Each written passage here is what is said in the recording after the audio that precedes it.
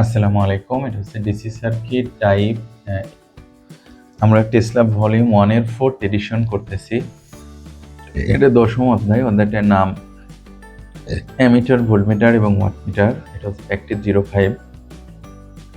আমার এটা সার্কিট আমাকে বলছে অ্যামিটার রিডিং নির্ণয় করো যখন আইডিয়াল, বলছে অ্যামিটার রিডিং নির্ণয় করো যখন ইন্টারনাল রেজিস্ট্যান্স 1 ওহম এবং শতকরা এরর। তাহলে আমি 1 নম্বরে অ্যামিটার রিডিং নির্ণয় করি। তাহলে অ্যামিটার এমন একটা জায়গায় আছে, অর্থাৎ এই জায়গার সাপেক্ষে সার্কিটের মোট কারেন্ট। তাহলে মোট ভোল্টেজ বা মোট রেজিস্ট্যান্স, মোট রেজিস্ট্যান্স কত? 40 আর 60 প্যারালাল, তার সাথে 16 সিরিজে, 40 প্যারালাল 60, 16 সিরিজে 0.1 অ্যাম্পিয়ার। এটা হচ্ছে আমার একটা উত্তর।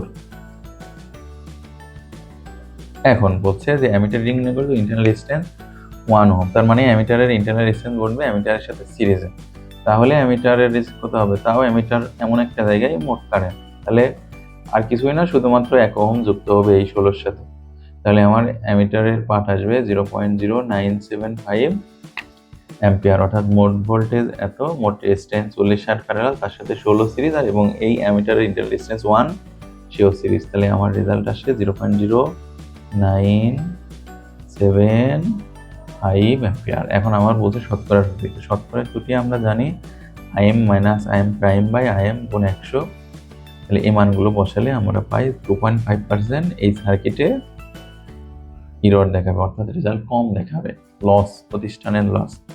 এই ছিল আমার প্রশ্নের উত্তর। খুবই সহজ।